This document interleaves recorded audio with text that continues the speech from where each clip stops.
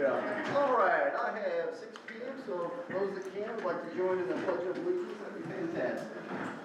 Pledge allegiance To the flag of the United States of America and to the republic for which it stands, one nation, under God, indivisible, with liberty and justice for all. Thank you.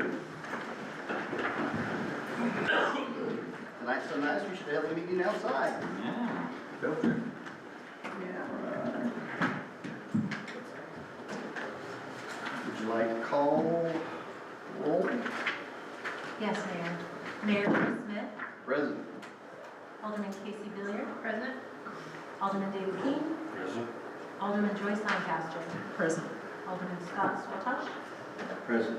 Alderman Carol Wilson, present. Mayor, we have a quorum. Thank you. Request any approval or, excuse me, any agenda amendments at all? Just one amendment. The language in the Alvin Martin ordinance was changed, or will be changed before the final second read next month. Just to make it clear that it's they're not a construction engineer, they're already helping with design. There was also a very, very last minute bill that we've cut today for $1,378.91 to CJW for Jackson Street. It did not make it on the expense approval report that's additional on your desk. Other than that, no other amendments. If there are no questions, can we get a motion? Make a motion that we approve the agenda. Second. Alderman Billiard? Yes. Alderman King? Yes. Alderman Lancaster? Yes. Alderman Swatosh? Yes. Alderman Wilson? Item number 3, the consent agenda. Anybody have any questions, concerns after reviewing that? If there are no questions or concerns, can I get a motion?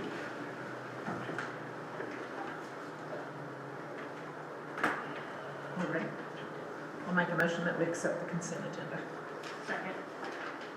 Alderman Billiard? Yes. Alderman King? Yes. Alderman Lancaster? Yes. Alderman Swatosh? Yes. Alderman Wilson? Yeah. Thank you. All right, item number 4, in current outstanding invoices, drafts, and check paid invoices. So we had, on here we've got one for a pump starter kit for manhole repair. We are of course pushing into I&I identification and resolution. This is some equipment that can help us fix the manholes. We've been fortunate over this weekend with the melting snow. Public Works was able to get out there and find some manholes that they can immediately put this to use on. So what we're trying to do, of course, is trying to tackle that fairly aggressively. I told them to go ahead and get this equipment. It is covered in the purchasing policy, but obviously need you guys' approval to cut the check and issue the check. The other one on here that didn't make it on the list, that's for CJW on the engineering for Jackson. They're doing the finals and the closeout paperwork. Obviously we want to get those in as expeditiously as possible in case the funds that we're relying on for our reimbursement suddenly vanish, dry up, or otherwise move. So I figured we better get on that pretty quick. Other than that, nothing else. I'll make a motion that we approve the current outstanding invoices, draft and check paid invoices. Second. Alderman Billiard? Yes. Alderman King? Yes. Alderman Lancaster? Yes. Alderman Swatosh? Yes. Alderman Wilson? Yeah. Thank you. All right, item number 5, citizen input. I think we have at least 1, maybe 2 people that would like to come forward and introduce themselves and say hi to the board. Up there, where you at? Yes, sir, right there is fine. I think our lectern has been moved, but we can hear you just fine. I think you got a booming voice there. Can you just tell us who you are and where you live? Okay, so my name is Doug Johnson, and I don't know a lot of you, and I'm sorry. This is my wife Diana. We're the ones that initiated and brought that Veterans Day Parade here to Willard in 2017. We had a really, really good meeting this afternoon with the mayor and Jason and the city administrator. We discussed this possibility of a city ordinance, a resolution, however it's going to be written up as to some language for the city to facilitate parades, at the same time protect themselves, and that's the ultimate goal when you get to protect the city. So we partnered with the city in 2017, and it's really been a great thing. We bring in, quite a few people to the city of Willard. A lot of, I think, tax dollars are spent that day, and if it's not, I would like to know why they're not spending their money here in Willard, because there's everything available for them. But we want to continue that process. We want to keep the parade here in Willard. We need a lot of support from you all, and we'll give you support. But we want it to stay in Willard, and we want it, if there is a fee attached to it, we're little bitty people, little guys.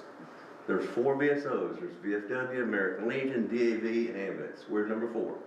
We don't have all them resources. DAV gets millions of dollars. They transport a lot of people around all over the states and country and have great big nice conventions. We're not those guys.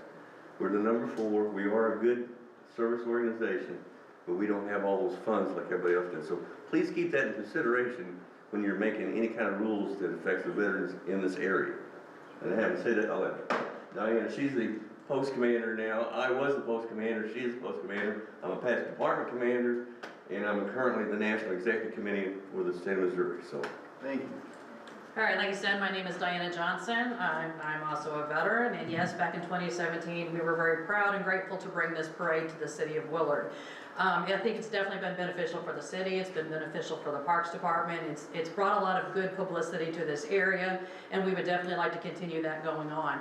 I know that there was some, like he talked about, discussion about maybe some fee proposals and so forth because of, the cost to the city when it comes to law enforcement or parks individuals or so forth, with time schedules attached to it. So we did have a good conversation about that prior to the meeting tonight.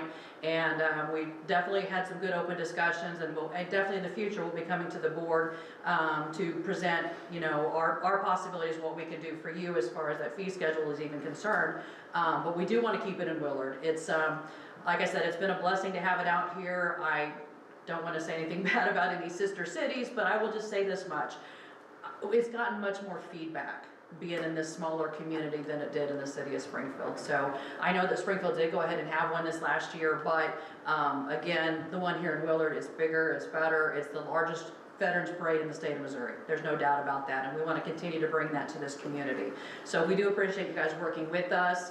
If there's any issues, obviously we'll be in contact with the city administrator or anybody else, Jason with the Parks Department.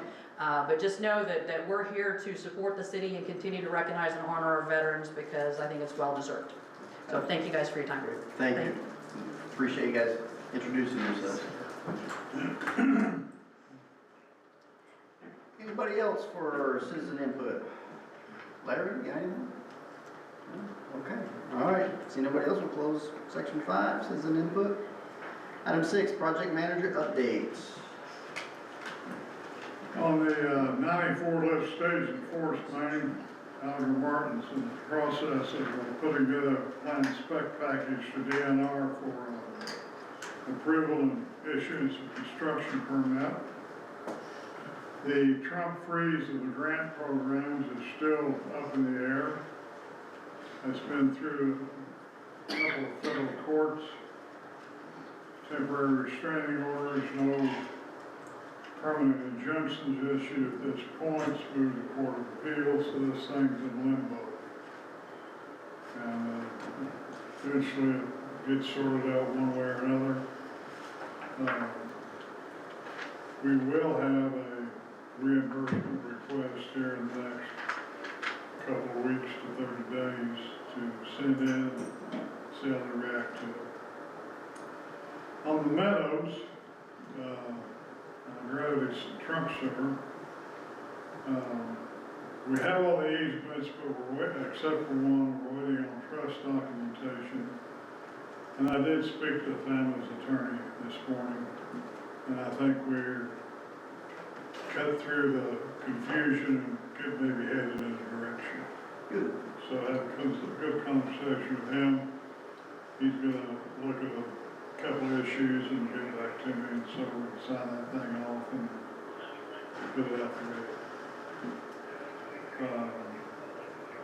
we're in the process of seeking proposals for tree felling. This is always interesting. Our easement we have across the Springfield Airport property is a endangered bat habitat species. So the rules under Fish and Wildlife, we have to go in and cut the trees down on that right of way before the 31st of March. After the 31st of March, it's breeding season or whatever for the bats. So it's always one little thing after another. They can't go to the caves down the road?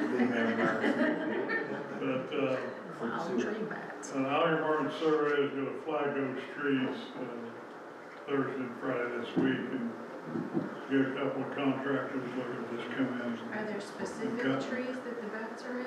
Pardon? Are there specific trees that the bats are in? They only go where some. Basically, it'll be a clear cut, 20 or 30 foot wide. And we'll follow the trees and let the successful pipe installation contractor deal with them on the ground. There's always these little quirks. Other than that, that's where we stand. Any questions we might answer? I have none. I'm afraid what the answer may be. Anybody else? All right, thank you, sir, we appreciate it. All right, item number 7, presentation for the safety tax. Chief, I assume this is you? Okay. Well, I met this morning with Shane Scholler, and he let me know that I can educate concerning this public safety tax, but I cannot advocate. So this will be an education attempt. I guess that went dormant. So to begin with, many of you may not know what our mission is. It's essential to the Public Safety Police Department that we know what our mission is, so that we can know at the end of the day whether or not we've accomplished it. So I designed a mission statement some 15, 20 years ago that has served us very well. So our mission is what you want when you call 911. I know what you want help, and you want it now. So help now is our mission statement. If I had 8 officers lined up in the back, I will exclude JD because he's not with us day in, day out. They would know what our mission is. It's to help people, it's to enforce the law, to lead by example, to prevent crime by proximity and other practices. Now, the now part is that we need to know, and I do know this, I firmly held belief, that our work is needs-based and that there are many people in the community that pride themselves for never having had to call the police. And so they would say, perhaps, I don't need you guys, and that may be, and I accept that, but I still need them. And so I proceed. Our mission is others-oriented. I carry a planner with me, and I have plans. I have plans every single day. But I put those aside to answer the calls when they come in. This mission is worldwide. So the police department is in a position now where we need some support beyond what we're getting in the general revenue. And that would be to achieve the goals of having competitive starting salary for police officers. We're way behind the ball in that area. Updated equipment, facilities, improvements, that is the world that we live in. You say, well, it looks a little bit like basketball. It's not a basketball, it's the world we live in. And we can't get it through the hoop. But we know that if the board and the people understand and believe the need as I might educate you, then maybe we can do something. So the question arises, it will be on the ballot on April 8th, shall the city of Willard add a city sales tax of 1/2% for the purpose of public safety? Yes or no, those are our choices. And you might say, but if I decide, if I am compelled to support this tax, what is it going to cost me? For every $100 that you spend in Willard, you will be paying, if you support it, an additional 50 cents. That's what it's going to cost you. So, over the last decade or so, far fewer young people are pursuing the profession of police work. And so the employment pool has shrunk considerably. Many are understaffed. I checked with Paul Williams this morning, and he said he's down by 56 officers. They're one of the better paying agencies in our region, and still, so he's got a problem to the tune of 56. Our problem is less than that, but still we have a problem, and it's based solely, I think, upon the fact that we are underfunded in this area, where this shrinking pool of employees knows that when they graduate, they're probably going to be picked up by an agency that has an opening and that's paying, on the average, $24.49. So we figured ourselves into that average. Willard PD, we're not the lowest paying agency in Southwest Missouri, but we are on the bottom portion of that. So that's part of the problem. So, who are the Willard Police Department? What exactly do you do? There's a variety of things. Occasionally, it's happened more than once. We helped deliver a baby on the way to the hospital because mom just couldn't make it. But if ever you wondered what a community-oriented police department looks like, you could look to Willard and, wait, what's that? We sing in the rain a little bit sometimes. This is a picture of partnership between Frank Flores, BJ Flores, and the Duttons came in from Branson to help us kick off the PAL program back in the early days. We strengthen youth in 4 core areas of character: discernment, responsibility, honor, self-control. These girls here are daughters of one of our former councilmen, and over the years, I won't get caught up here. We do this, and you say, yeah, but how often? We do it on a regular basis. So the school district has been very amiable as far as allowing us access to the kids. Set up a station in the cafeteria, invite kids to participate in Camp Character or the Willard PAL boxing. And we're starting up another 8-week boxing camp on March 10th. This is a picture of Sergeant Steve Purdy.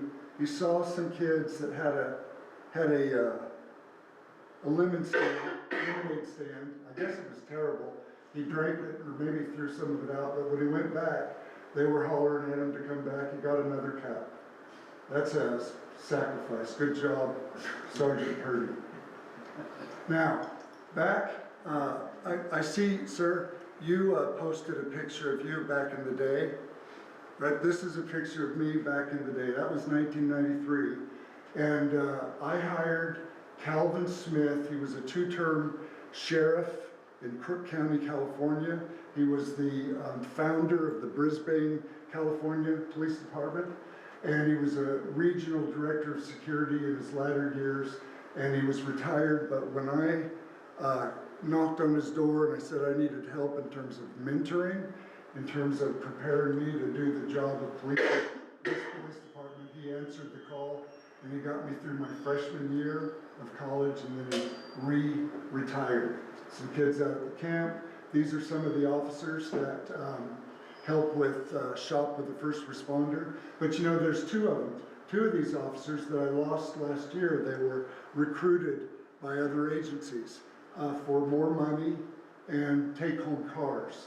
We appreciate what the board has done with what we have. You guys authorized the pursuit of a take-home car program, and we're immersed in it. We've got 2 cars coming in the middle of March that we can apply toward that program. This Corporal Billy was a great leader, a great police officer. She also fought in Willard Charity Boxing, in case anybody's interested. She did a great job. She won her match. This guy right here, he was picked up by Marshfield. One of his buddies from his academy works there, and $4 an hour raise and a take-home car. And that's what's going on. It's hard to keep good people. Okay, these are some of the night shift officers that you won't see in the day-to-day, but they are out there doing the job. This is a kid, Sam is his name. When the principal invited me to come in to speak to the kids, the 3rd graders, I asked her to give me a list of all their names, and I carefully cut them out and put them in a little jug, and I brought that Willard blanket, a really super nice blanket, and Sam was the kid whose name was drawn out. Now Sam is in my DARE program right now, and Sam called me over and said, hey, do you remember me? In fact, I saw him at the barber shop too. I'm the guy who won the blanket, so he had to remind me of that. I have this picture in here because I want you to know that even though Willard is often on the 10 safest cities in the state of Missouri list, sometimes it isn't. And this was an instance where there were 2 victims killed on the front porch on Mill Street in late 2020. We had that case solved and in the bag within about 3 months. We did hire Levi O'Neill. He's done with field training. He's on his own, and Levi O'Neill graduated #1 at his academy. That's his family. He's our most recent hire. So, recruiting and retention, it's not just about officer salary. There's also the Department of Justice police to citizen ratio. And that ratio, it's 2.5 police officers per 1,000 citizens.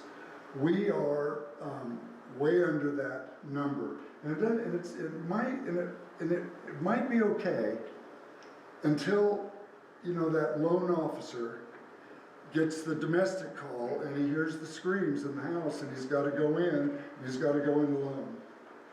Ideally, the Willard Police Department needs to have enough officers that we just don't have to go into those hot kind of calls alone. We currently have 11 full-time officers. We're at 1.7 officers per 1,000. We have, thank you very much, budgeted for a 12th position this budget year, but I am not announcing that until after the election, and I will at that time. So where are we? Well, we're located at 795 Hughes Road. When we purchased that building in 2002, it stood alone out there, and we were so proud of it. 6,000 square feet. And so, but then you might have noticed there's been some growth. You know, this area is new from when we started. Obviously, this area is new. And there's the police department in amidst, you know, a growing population. A pretty good place for us to be, it turns out. If you're looking at this with a critical eye, you might say, well, that's the shabbiest looking building on the block. And it is. And so the question arises, what are you going to do with this additional revenue if the law enforcement safety tax passes? Well, you know, we would like to see the officer salaries on an even playing field with other area agencies as a top priority. But we also have a priority to, we wanted to beef up the exterior, make the building look nice. It is a nice building as far as structure and size. We could do some work, and we want to expand our parking lot. Parking is a problem sometimes. So, what about the caseload? Well, this is the caseload. You know, we've run in this number of incidents for years, and you know, I can't sit here and say that our you know, crime is rising at an incredible rate. I can't say that. That's what it is. So, what are we going to do? We have a choice to make as a community. Are we going to pass this sales tax and put ourselves in a position where we can hire from the top of the list of eligible officers? Are we going to be able to upgrade our equipment and improve our facilities? And again, for every $100 you spend in Willard, if this passes, an additional 50 cents will be applied toward this eventuality. And if there are no questions, that's all I've got. Are you taking this presentation to whom? Well, the Chamber of Commerce has a quarterly meeting on April 8th at 8 o'clock at the Hive. And I'm going to be there on that day, which is a great day.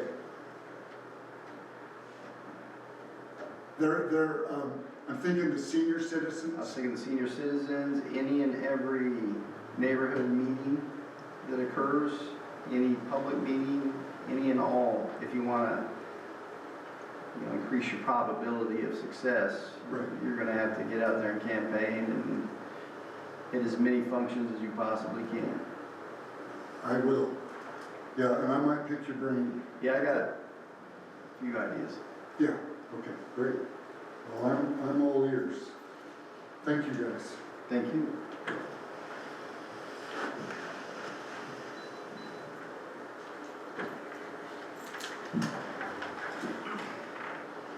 All right, looks like we have a slew of resolutions.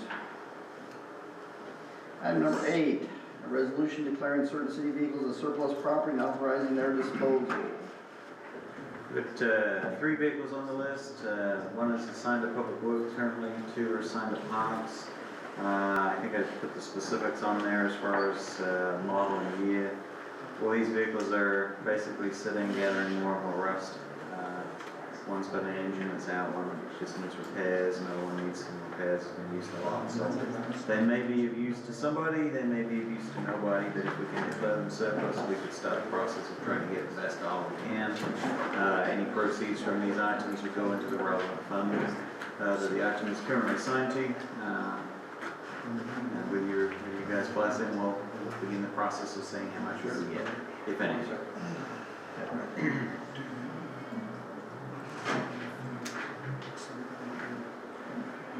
This one needs a vote. Yeah, like a Resolution. vote for all resolutions. Make a motion that we approve the resolution declaring certain city vehicles as surplus property and authorize their disposal.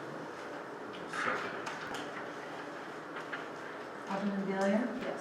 Alderman Keane, Yes. Alderman Lancaster, Yes. Alderman Swallow, Yes. Alderman Wilson. Yes. Thank you. All right. Item 8B, a resolution of the Board of Aldermen of the City of Wheeler, Missouri, authorizing the mayor to enter into an agreement with Greene County for the use of GIS information. So what this is I should say Wes negotiated with Greene County. They are allowing us to use their GIS information on our GIS, so we'll be able to pull up property information and everything like that at no cost to us. It'll be a free service. We just have to enter into a contract with them that we will not do anything illegal with it. So it seems like a great deal. We'll be able to upgrade our GIS and make it a lot more effective of a tool for no cost. Is there a time limit on this? Like, did they give an end date? They do not. Usually it's like a year, my business has one with them for GIS, and every year I have to. You have to recontract? I think on this one, since it's intergovernmental, and likely we'll know more as we get further down the road, but it's, they're giving it to us at no cost, it's this intergovernmental use. The other stipulation is that we can't disclose the information in it. So, you know, if somebody comes to us with a sunshine request saying, we want to see all the data you have, we have to refer them to Greene County to make those decisions. Otherwise, there's a pretty hefty penalty for us of about $25,000. So, we definitely want to make sure we honor their wishes, if not for the finance, for the honor at least.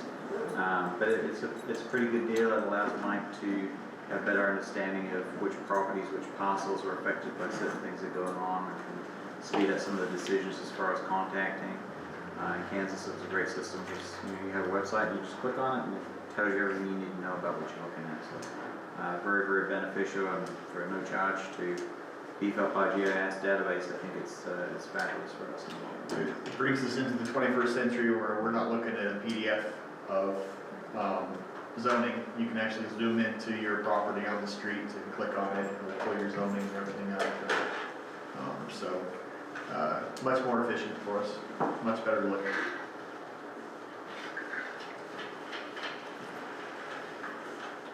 Any other questions? If not, can we get a motion? I make a motion that we accept the resolution authorizing the mayor to enter into an agreement with Greene County for the use of the GIS information.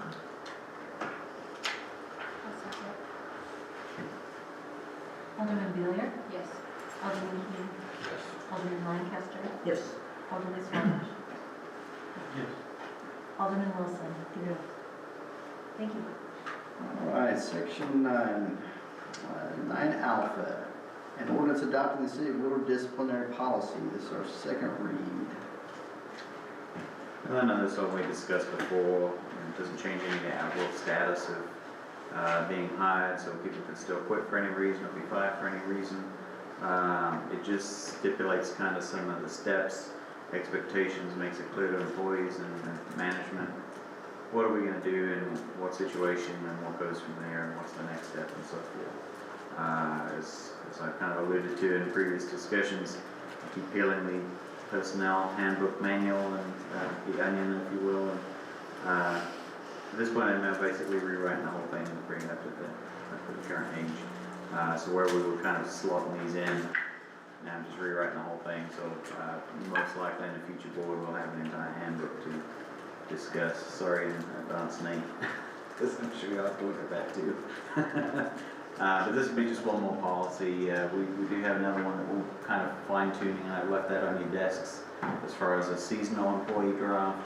That most likely will be the last standalone policy we'll discuss before we do the whole handbook. But with your blessing, this will be a second read and we'll get that messaged out to staff and hopefully we won't have to use it because we really don't have any problems at the moment.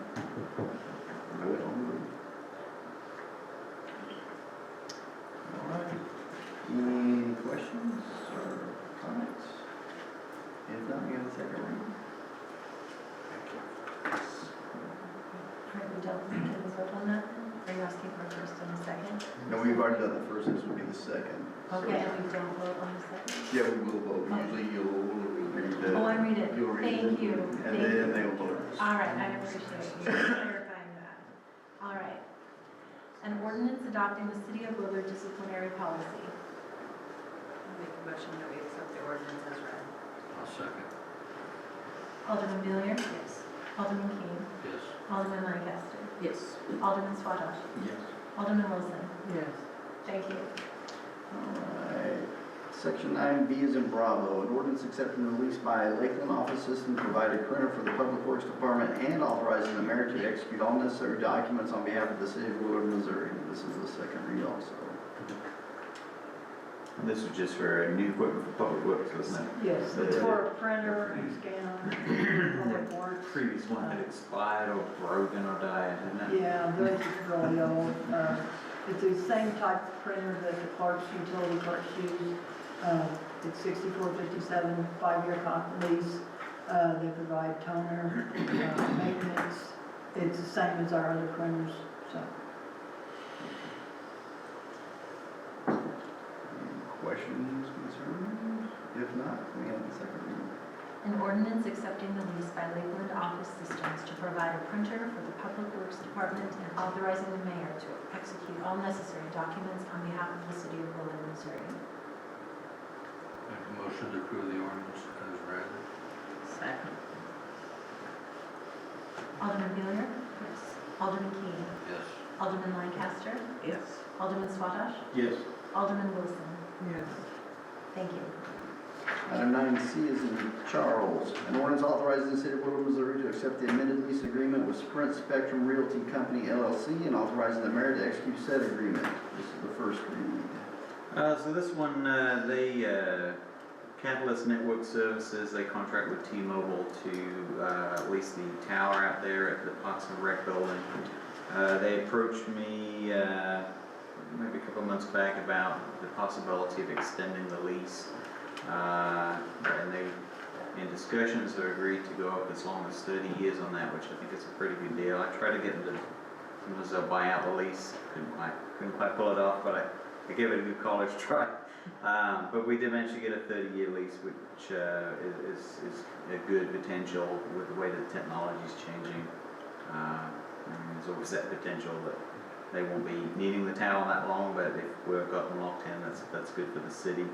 Currently they pay $11.71 a month. We got them up to $1,200 a month with escalation 10% per term, 4 additional terms of each 5 years.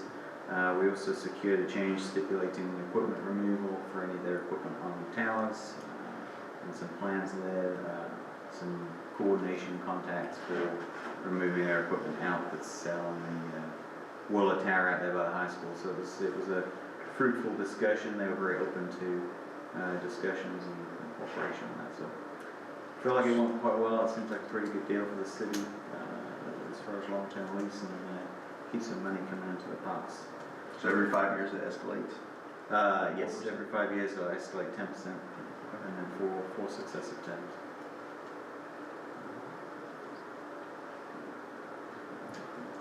Anything on that from anybody? If not, moving on to 9Ds and Delta, an ordinance by the Board of Aldermen of the City of Willard, Missouri, revising section 100.300C 4-5 of the city codes, convenience fees, and it's a first read also. You may be thinking deja vu, and you would be correct. So in some follow-up discussions, we realized in the first rendition of this, we quickly realized that the $1.25 and the $2.50 is something that the processor might charge their end in certain circumstances. So just for the sake of clarity, we wanted to remove it from the ordinance in case 10 years down the road somebody goes, hey, we're not charging $1.50 and $2.50. So just for clarity, in case we all drop off the face of the earth between now and whenever, we wanted to get that out of there. So that's why we're just bringing it back with those specific terms removed. Nothing else has changed. The rate remains at 6.6% for the convenience fee. And just for clarity in the community, the city does not benefit from that. It's a pass-through cost. It can be easily avoided by paying cash check, money order, or setting up a bank draft. And there's no fees involved for that unless their banks charge them, but we don't, so it's a completely avoidable fee. And refresh our memory, if I recall, how long is this contract for? We're stuck in it another, was it 2 or 3 years or? With this one, so really, if they turn around and change the fee, we just have to keep responding accordingly with changing our fees. This is a processing company that is required, well, not really required, but This is it's part of it's our Tyler. software. Yeah, so with Tyler, they have their preferred provider, and if you don't use their preferred provider, you don't benefit from tech support, and you don't benefit from real-time processing, which real-time processing is probably going to be the kicker for some of our customers. They go online and they make a payment today to avoid shut-off today, and we don't see it post, which we won't if it's not real-time. And we go out, we shut off their water, they get very upset, justifiably, because they've made a payment. So now we have to go back out, turn the water back on, reverse all the fees, and deal with all that additional and cause some aggravation on the customer's part as well. So there is definitely a benefit to having real-time processing in those cases.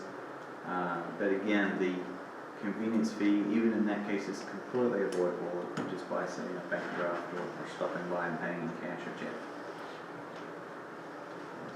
It's not something that's adding to their rate unless they choose to pay in that manner.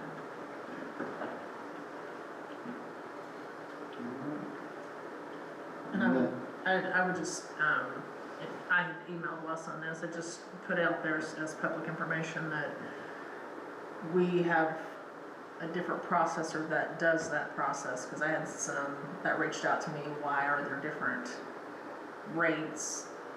If you pay the parks, it's 3%, if you pay your utility bill, it's 6.5%, you guys just raised rates on us, and it was not a pleasant conversation. So payments are processed and you can explain that, Wes, payments are processed through different processing. Yeah, so Mike was able to secure, which I believe is coming up for discussion here in a little bit, but Mike's been able to secure something with Express Pay, which goes specifically with Civic Review, with permitting and the programs that go with Civic Review. We don't need real-time processing on that because you're paying a permit. We're probably not going to be sitting there waiting for it to show up to take action. It's probably going to be at least the next day or a couple of days or a couple of weeks before we return. So that is set at the 3% amount. There is a benefit, loosely, of having that real-time processing for Tyler in terms of the tech support and knowing that you paid your bill 10 seconds ago and the fee's been posted. But that's why there's the difference. We can potentially find a way out of this preferred process by finding a different enterprise software provider, which is very expensive. But that would be an option we could consider down the road. I think at this point it's simply just if people can pay in a different way, they can easily avoid the fee. And I know some people that debit card is just convenient, and that's why these processing providers like to call it a convenience fee. Sometimes you get buying and you got to put it on the credit card, and unfortunately that is also a convenience fee. If they'll set a bank draft, we can take the money out on time. I know from talking to Emily, some people are concerned and they think we're going to do something nefarious with their bank details. Banks would never allow it. They usually have a very specific process they follow. They'll anticipate us to post things in a certain way and in a certain time frame. And if they don't, or we suddenly try to take $500 for a water bill that's been $50 for the last 10 years, they're probably going to stop that payment and ask some questions always before they pay it. So I don't think there's anything really to be concerned about by bank draft, but I understand some people just don't want to go there. They can pay in cash, check, money order, and we take those two.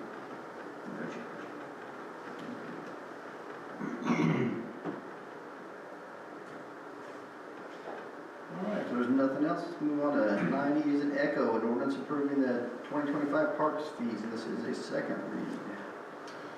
Thank you, Mayor. This is a continuation of our last meeting to approve the park fees for the 2025 fiscal year.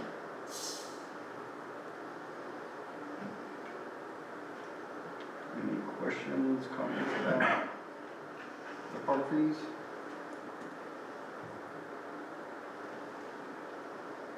Good. Joyce? Good?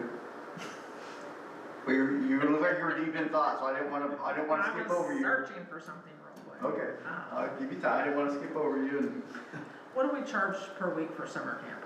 $135. So, and again, I mean, I just have pushed this back several times. Are we covering a cost of having that? Because, and the reason I ask that is I believe I saw that the Y's upcoming summer camp was $200 a week. That's why I was looking to see what ours was real quick. So yes, we cover costs for summer camp. That rate is a break-even rate.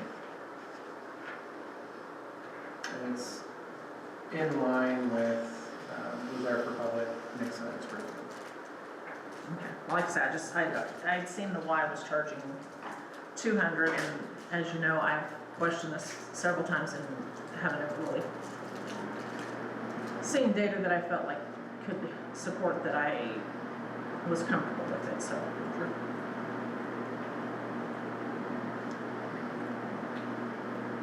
I think one of the things we talked about as well, and we're still going to work on getting some costing put together, and Jason and I spoke about that today, and still working on that. I think it's almost along the same lines as with the water rates. In the last year, you guys passed a water rate on the condition that more work was done. I think this is one of the situations where Parks needs to shore up some of the revenue. There is some opportunity to raise some of the fees. They don't want to raise fees too much because it's a business at the same time. You start charging more than other cities charge, and the kids are going to go to another city and do it there. So there is some factor of that in there. What I think bears more discussion is if you go over the programs, probably through a work study session, when all those fees are ready, so the board can ask those questions, look at the details, kick the tires, and give us some more specific guidance and recommendations, expectations based on the numbers that we see. But I would ask the board to consider doing the second read this time so that we can continue the process down and get to those discussions. Is it likely to change the outcome currently if we don't pass it? Probably not. We're still going to be having discussions about shoring up the budget and figuring things out. I don't think you're going to cause any critical issues at the parks by not passing this tonight, but I think since the market will bear it, it makes sense to raise some of these fees up a little bit to be in line with what others are charging. We currently have pushed pause on our spring break camp registration and pool rental reservations because they are tied to the new rate fees, and we don't want to sell out our pool at 2024 rates prior to camp at 2024 rates. So we've just kind of pushed pause on that. And spring break is right around the corner. So that one would be nice to know, but the others should be fine.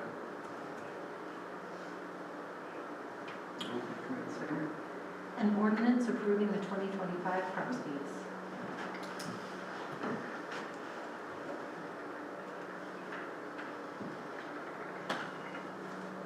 I'll make a motion that we approve the ordinance as read.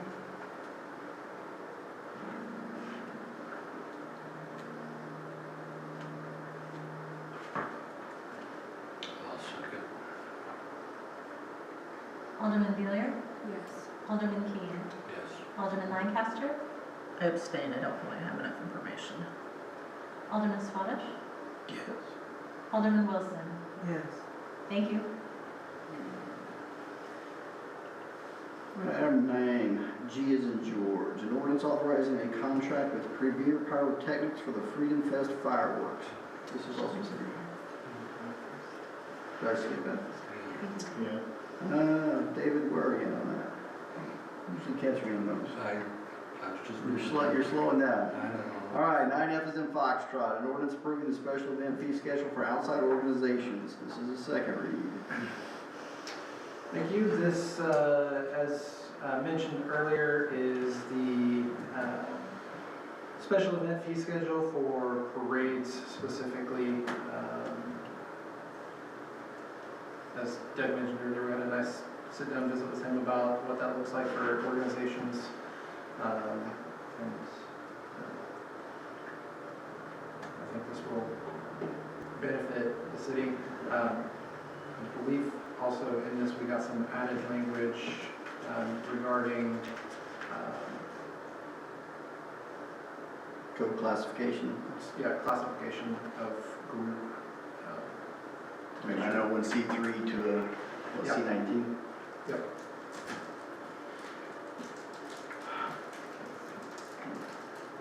Any questions, comments, debate? So does that, adding that code, does that then allow the veterans to, That will, the language that was added was, or other qualifying nonprofit organizations, so they should fall under that umbrella in addition to the public good qualifiers.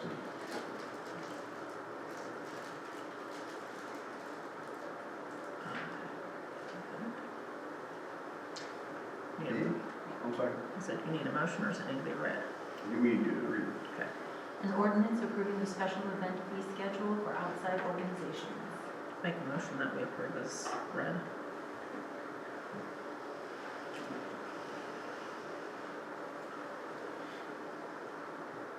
Second. Alderman Hilliard. Alderman Keen. So we did put that waiver, I'm trying to find it here. Yeah, they have the ability to come in front of the board after we're all long gone and ask for a waiver to not pay something, and if the board would like to go that route, it would certainly be. I thought that was always in there. There was additional language just added to make it clear that tax folks could come and ask. The benefit there is, you're not supposed to take action that necessarily binds the hands of future boards. So it allows boards, past, present, and future, to be a part of the discussion as groups like the vets come ahead and ask for your blessing to have a waiver of the fees without tying future hands. It also gives them an opportunity to keep the message coming out fresh every year, because they're going to be on camera and able to express what they're doing. As Doug mentioned, the Vets Parade is pretty popular, so it's nice to give them an opportunity to come in here and have enough angle to get the word out, get the message on. And really, it's got a lot of latitude in it. It really doesn't preclude any organization from coming in front of the board and asking for the board to bless it. I mean, it could be the school kids, it could be anybody, really. So, gives the board the authority or discretion to approve or deny. And that gives us some transparency as well. It's not just city stuff, we don't care about that.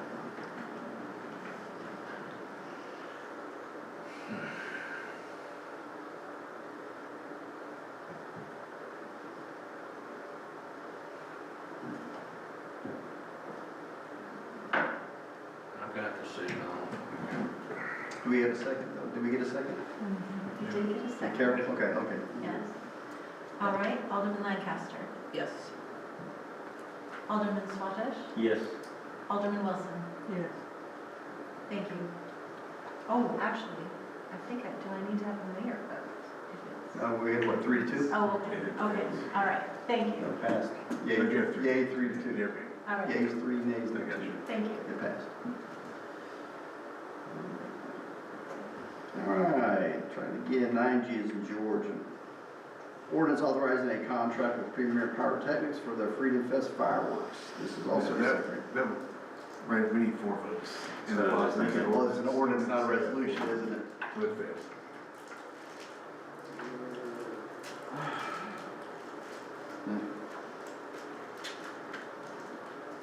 All right.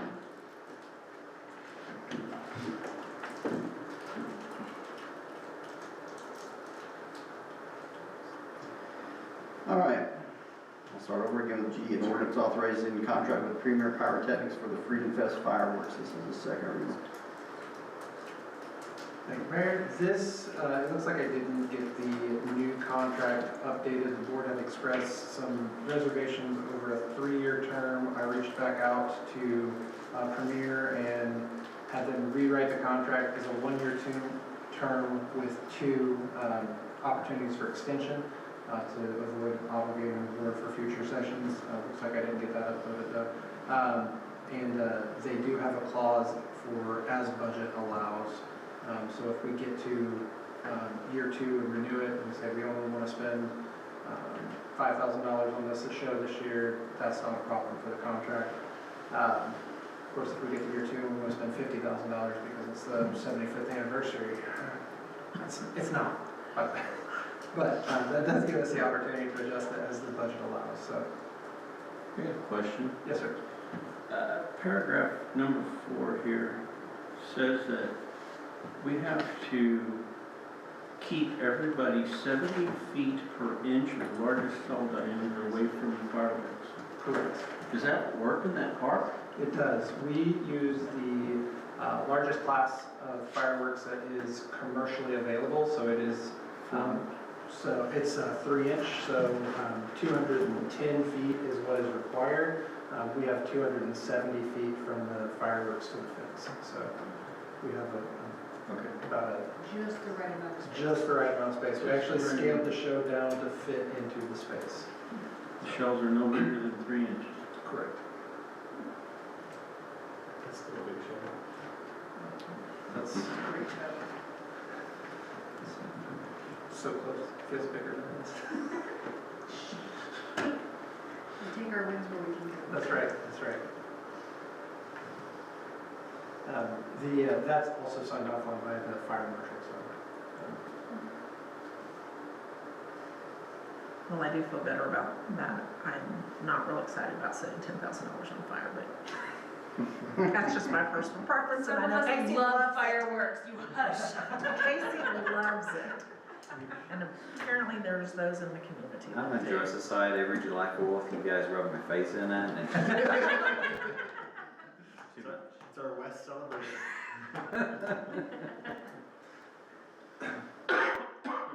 You assure me that what we bring in revenue covers it. So, She wants receipts. On this one, I cannot. This is a community good event. That one we might be able to run through place area and see how many people show up. We had 900 people go to McDonald's afterwards. That was- Yeah. This one, This one makes everybody happy except Joyce and Wes. this event is largely it's sponsor heavy, and with the changes we've made to the vendor fees this year, and thanks to the placer, we can track what the variation is, so we can tell how much more extra visits we're getting to our local businesses. And I think last year when I did the math on it, it was if each extra person spent $7, the increase in tax revenue is for sure. Not bad.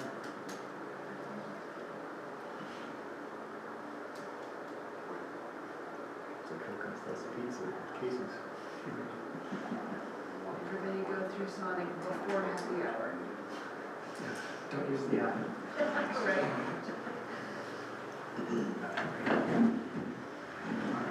If Freedom Fest is in and you go by, then most likely going to a restaurant and buying some gas that you can stop if they're coming out of town, so I'm sure we're hitting $7. But we'll know for sure this year. See where they go. If there's nothing else, go ahead and use the second reading. An ordinance authorizing a contract for Mayor Pyrotechnics for the Freedom Fest fireworks. Make a motion that we approve the ordinance as read. Second. Alderman Beelier. Yes. Alderman Keane. Yes. Alderman Lancaster. yes, Casey. Thank you. Alderman Swadosh. Yes. Alderman Wilson. Yeah. Thank you. All right. 9 Agency Hotel, an ordinance adding to section 520 of the city code, 520.010 approaches. This is the second reading. All right, as previously discussed, we've changed up a couple things on the approach ordinance. One of them was it's important for the city to get these right for stormwater drainage and everything like that. It helps, helps with the water flow, getting the flow where it needs to be and not ponding, eating away our roads. So that was one of the changes, that if the resident provides the material and schedules with Public Works will do the install. on our dime. Usually these are, you know, an hour, 2 hours tops. Our approach fee is currently at $50, so that would pay for a couple guys to be out there for an hour to put that in. There's no increase to the fee, but with what we feel like we're getting out of it, we know it's being installed correctly. I think that's well worth it. The other change to the ordinance was to address the 3-car garage. Currently, our ordinance states your approach will be no larger than 20 feet. With the 3-car garage, we have upped that to 30 feet. It still has to meet the requirements, has to be 5 feet from the property line. You can't encroach there, and we still have the 2-foot wings on each side. But those are the potential changes for the approach ordinance. So it is possible for a citizen to come and ask for another approach to their property? Absolutely. It obviously depends on roads too. You know, if you're on AB and everything like that. Yeah, big difference. Yeah, we're not going to be granting more than one. If you're on a residential street and you have a garage, an accessory building that you need to get to, yeah. So we would review they that. would just come to you and apply for a permit? Yep. And then you'd have to have plans and everything? Really with an approach, not really. We have everything designed up where they have to come in and they have to put so much base down and has to be compacted, and then they have to whistle through. So we don't require them to design it, but we are there to inspect it. Especially if we're installing it, we know it's going in right. So So that's possible. yeah, And the permit fee is $50? correct. Yep.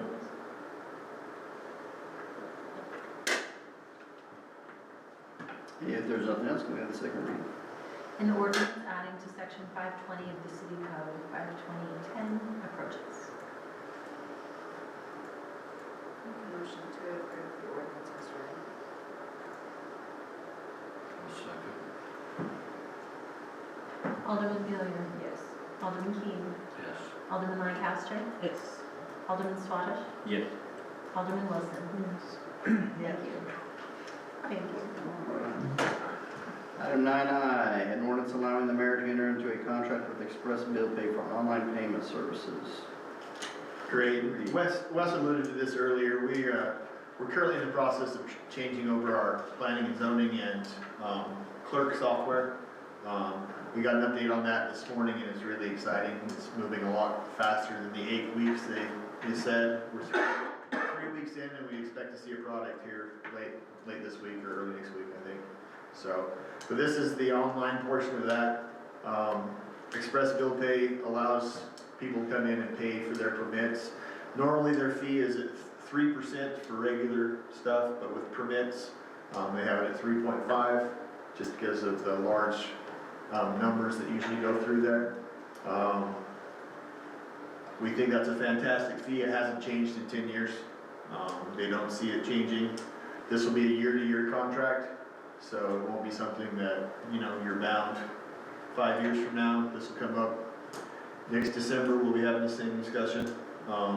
It's $500 for a setup fee as it states in the documentation, and it's $35 a month. So first year's $720. Every year after that's going to be $220. So.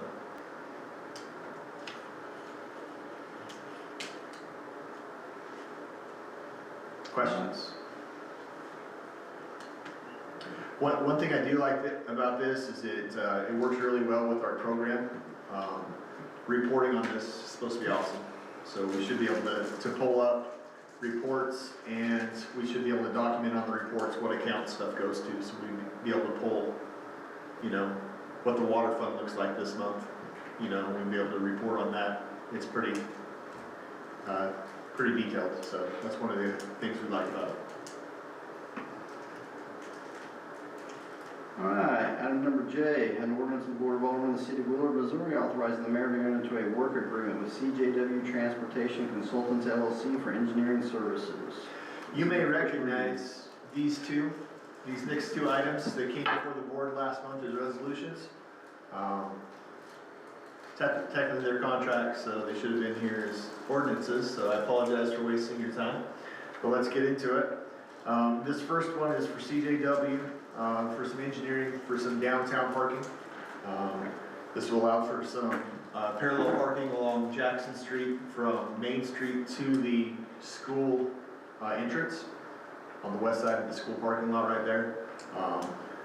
We're getting this engineered with full confidence that Public Works will be able to handle this in a phased situation. So we'll be doing some traffic studies and everything like that for need of parking downtown. And then as applicable, we'll be using this engineering to add that parking.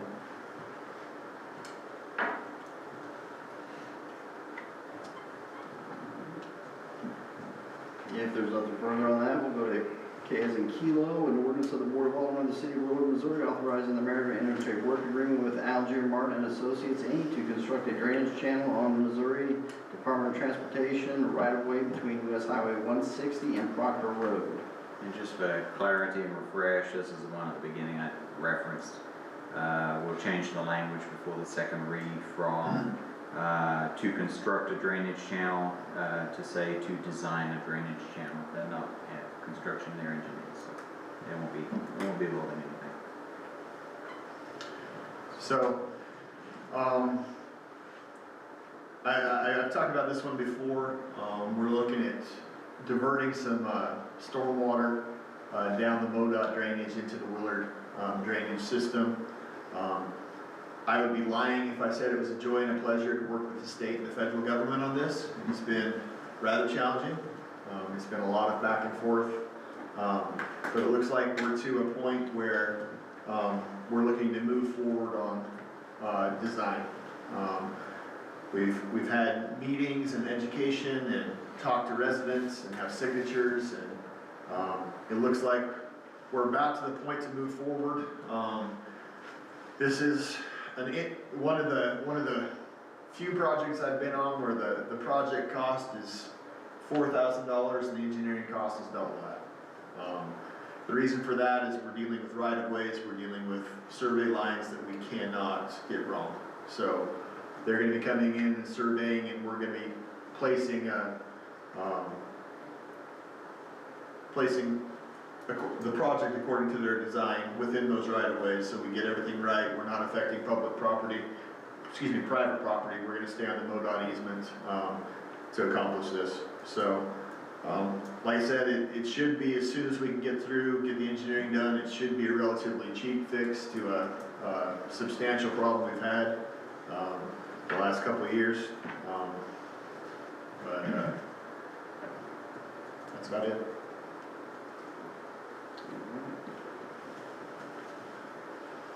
If there's nothing further, section 10, city administrator remarks. I will try to keep it fairly brief. It's been simple stuff this month. As I mentioned, there's a seasonal policy draft on your desk. Right now, the current handbook just gives us a rough definition of a seasonal employee and not really much more to go on. So the new policy is a more detailed definition, more detailed description of what they're doing. Connects it to budgetary consideration, kind of addresses some of the lengthier seasonal appointments to make it time limited, so we address it every year. Some conditions, specifically stipulating that reapplication is necessary before a new seasonal appointment. I've got that to Nate to review as well, but I just wanted to kind of give you a heads up that it's going around, what we're working on there. It's just something that's kind of ballooned a little bit in Parks Department, but I know other departments benefit from seasonal employees too, so just kind of sort of the final layer of the onion that I peeled before I decided to rewrite the whole manual. So this will be the last individualized policy for consideration for the manual. And then going on from that, doing a complete rewrite of the book. Several new items being worked on. We've had some comments about through the stay interview process I've been doing that references holidays. There might be a way to kind of give the same amount of holiday time while changing the way that employees benefit from those holidays. Specifically, it seems like the general feedback is having half a day on New Year's Eve and half a day on Christmas Eve. They'd rather just have one full day on Christmas Eve and nix the New Year's Eve day. So it's kind of little things like that that can help our employees feel listened to and appreciated and get the most benefit from their time. So we'll have a chat with staff about that before we lock anything in, but little tweaks like that as well, we're kind of working on. The other policies we've got in progress at the moment, kind of working on public input to line us up with what other cities and other states do. It seems like everybody kind of has a similar approach, so that'll give us more of a kind of confined approach to how public input works, so that everybody knows the rules. There was some frustration, I think, particularly during the rates, that people didn't really understand that it was a chance for input, not discussion directly with the board. So we'll get that tightened up. And then sunshine fee charges is something, some sunshine requests can be quite onerous and time consuming for what sometimes can be a personal benefit. So there's supposed to be, well, not necessarily supposed to be, so it's something that you guys can entertain, but the statute does allow for us to charge for staff time on some of those things. Those charges can be waived for public good, and certainly upon board approval as well. So if we do go down that route and it's something the board approves, it doesn't mean the board's hands are tied for saying, yes, this is something with a public benefit and we will not charge you for responding to that. So two things we're working on there. I did tell you I would give you an update on our app. The Aftergy folks seem to think we had a pretty good uptake in our first month of marketing. We are up to 308 downloads when I spoke to them. They've seen more downloads since then. I think it's more around the 350 range. So getting good uptake on that. That helps us get the message out to folks. Like when we had the closures and openings, we were able to get the message out pretty quick through the app because it pings up on everybody's phone, in addition to Facebook and the website and everything else. So it helps give us kind of more of an official news source for city information that everybody can access without having to have a Facebook account. So I think the uptake on the downloads is kind of a sign that there are some people out there that have benefited from that. Interestingly, 2/3 of our downloads were on Apple, the other third being on Android. So some of our Apple folks have taken the lead there. The app has just been recently updated to a more current version. I don't think there's anything major that anybody will notice. It's just kind of stuff under the hood, but the app does get uploads. And then something I've been discussing, this Southwest Missouri Regional Water kind of organization. Shortly after I'd arrived, I think the board had already gone back in, or I just kind of was on the tail end of that, helping get it back in. I think the city had joined this Stockton Lake idea at some point, came out of it, and then as I arrived, was going back into it. So I've been involved in some discussions recently, kind of helping me understand a little bit more about what's going on with it, what its benefit is, trying to get some deeper understanding still, but my preliminary review, I don't know as I see it benefiting the city in the traditional sense. It's kind of, I don't know. You're buying... Essentially an insurance policy, as we discussed it here. Yeah. You're hedging your bets against a future drought. And I don't even know if it does that. In looking at it, you're buying acre storage feet in a lake that may or may not have water in it, and then they set the output based on the input volume, and then you get a percentage of that. We'd also have to connect to it by a pipeline and treat the water, whereas the stuff coming out of the wells is... We also have, from what I understand, fairly abundant supply of water right under our feet. So the benefit to the city, as I see it, is it's maybe an investment in acre storage that we can sell to another municipality in the future, or things dry up, we have potential access to 500,000 gallons per day of water supply, provided we engage in the additional infrastructure. So that's kind of where I'm at the moment as far as kind of digging into it. The reason I bring it up is in the coming weeks/months, they're ramping up towards needing to get an agreement with the Army Corps of Engineers. So it will be something we discuss. And while I also think of it, there is also potential risk, is what I understand, is we'll have about 1.95% of the deal, which means we are also on the hook for 1.95% of any expenses that come up in the future. So if the dam breaks and it's $100 million to fix the dam, we have to come up with 1.95% 50% of whatever dam fixes.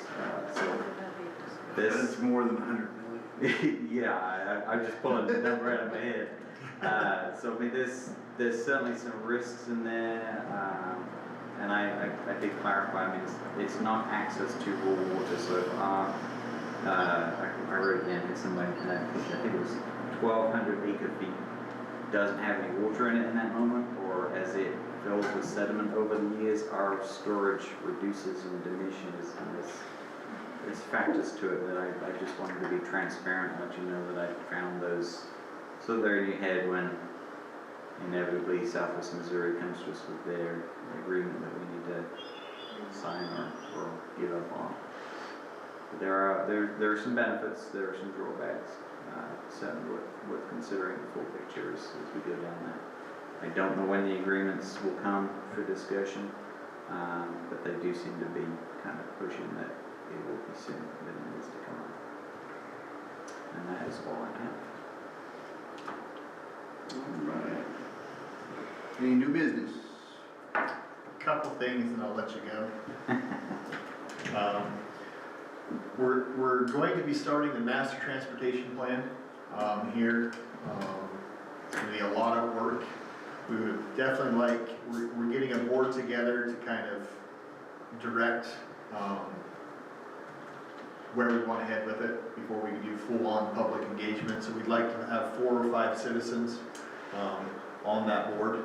So I just want to put out to you, we are looking for some citizens to work on this board to help direct the future of Willard in regards to parks and transportation and interconnectivity and a whole lot of stuff. So if anybody comes to mind, talk to them, have them contact me, and we can have them added to the board, which would be a great help.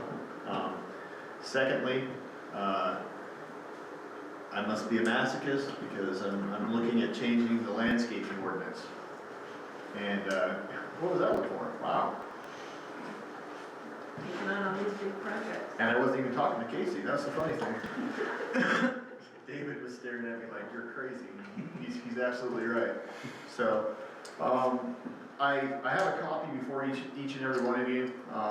Please go over this. This is just a template. It's nothing set in stone. But as directed, we are a tree city.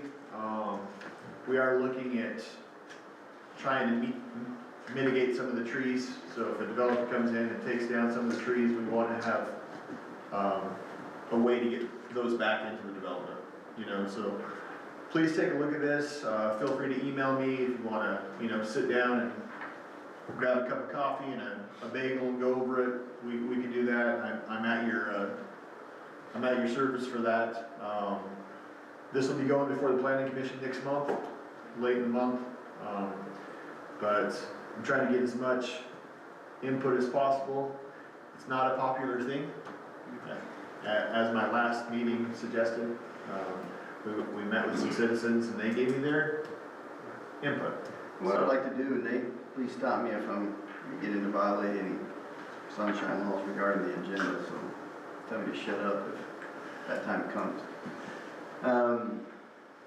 What I would like to do in the name of efficiency for the staff is that in this particular case, as kind of we just experienced tonight with parks, is I would like to be able to take the board's temperature regarding something such as this, because if the board has no appetite for it, I prefer that Mike and Jason and other staff members don't spend 40, 50 hours, or however man hours something takes to develop with multiple meetings with angry citizens who hear what something may or may not say, and then it comes to the board and fails miraculously. So I would like to come up with a way that whenever something that might be controversial might be on the horizon, that you guys review the material. I think the way to do that is, because you can't really do a straw poll because that's taking a vote, but you could do a resolution that says, should we proceed in getting feedback in this area, and then the board can actually vote whether they want to proceed down that path or not. And like I said, you're really not gonna know. I mean, we have a landscaping ordinance. It deals with some stuff. It's pretty antiquated. I'd like to get an ordinance in place that we can just leave it for the next 10 years and we don't have to worry about it. Some of the stuff that we don't currently have is there's no recommendations for screening of anything. HVAC equipment on commercial buildings, trash cans, we don't have any of that. Can you email us the current Yeah. ordinance? The current ordinance is in here, so Oh, it is. everything that's black is the current ordinance, everything that is orange is proposals. Okay.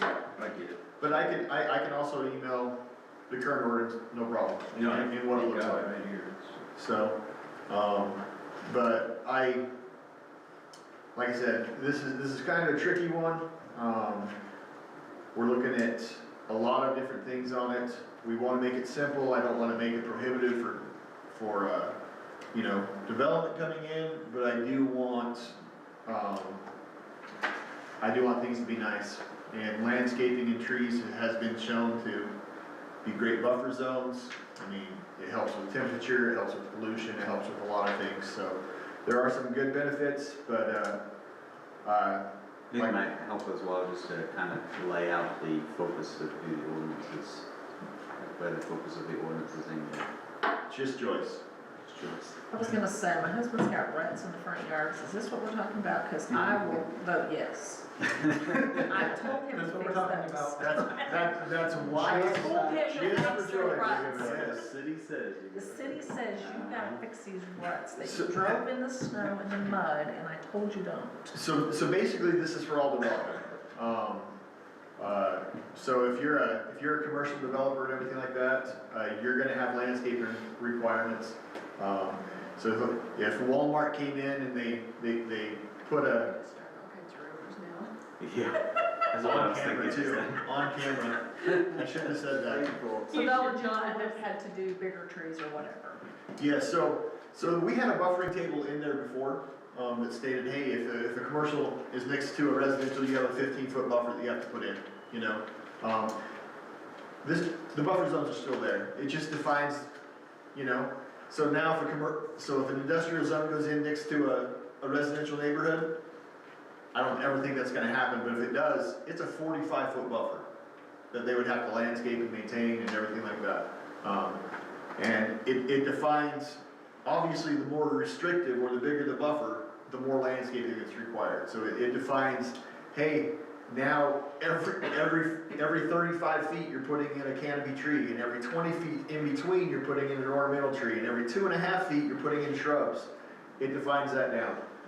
It defines that you will have a 6-foot high fence between your developments, you know? Same with a residential neighborhood to another residential neighborhood, they'll have a 15-foot buffer strip. They will be required to have a subdivision sign that's been approved, so people know where they're at. The thing with the residential neighborhood is they could have a 6-foot fence, but they could also use that 6-foot fence on the residential side to block off all of the backyards, and they still have a kind of an open space trail area or landscaping area, just as part of the development. So, it does apply to everybody. Currently, right now, residential neighborhoods, for a house, you plant 2 trees and you're done, you know? So, this is mostly on the development side. So a developer comes in, puts in 200 building lots, they would have to follow the landscaping ordinance on their development. Somebody pulls a building permit, they would have to put 2 trees on the property, that's it. So if you had a buffer zone between a development that's coming in, there's a retention pond, and the residents at the retention pond wanted to have some kind of shrubbery or trees to block that view into their backyard, is that a situation that would be doable for like an HOA to have a company come in and put that in? Would be something that could be done? So they're putting the trees It's on on the the back side of a retention pond, so it would be, number one, it would be erosion control. Sure. For having it planted there. So it's up on the berm. Yeah, It's up not- on the, it's up on not- the berm. Okay. and it blocks that neighborhood off. We look, our backyards now, because the trees have been removed, Yeah. have no buffer zone to Lake Saratoga.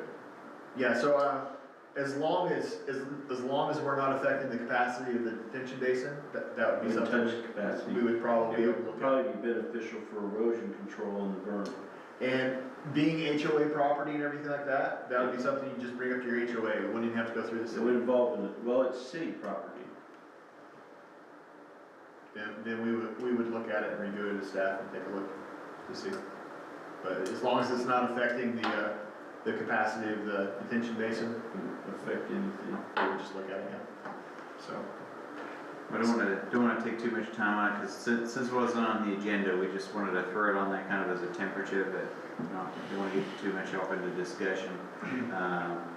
We're supposed to put them on there a little early before we get them on the agenda, but Mike did wanna get a kind of a temperature take and see if there's something that there's no appetite, some appetite, or kind of what direction we wanna go in.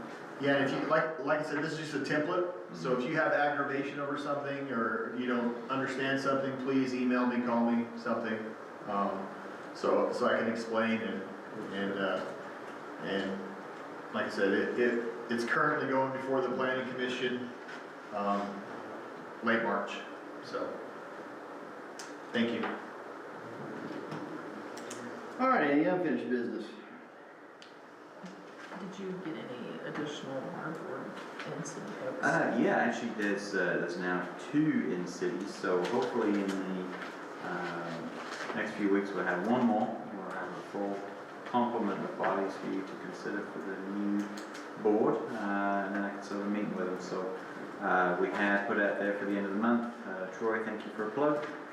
We also put a plug on the city website, app and everything, and then Angie had a mention on her her Facebook page, so I put a follow-up on there, just letting people know that we do have 1 more opening to fill. Hopefully that might generate some interest. If people know that we're really, really close, maybe that one on the fence might decide they'll throw their hat in the ring. So for anybody watching us at home, reading the notes or whatever, it's a good opportunity to serve. Probably won't take a whole ton of time. Don't imagine it'll take more than an hour a month or even a quarter maybe. They'll get to decide how often they meet. So that'll be something that a new person who's on the fence can maybe craft how often they want to do it and how long they want to do it. But, I'm excited. It'll be a good opportunity for public engagement and for the start of new things. All right. Can I get a motion to adjourn the meeting? Make a motion that we adjourn the meeting. Alderman Giller? Yes. Alderman Key? Yes. Alderman Lancaster? Yes. Alderman Squatto? Yes. Alderman Wilson? Thank you.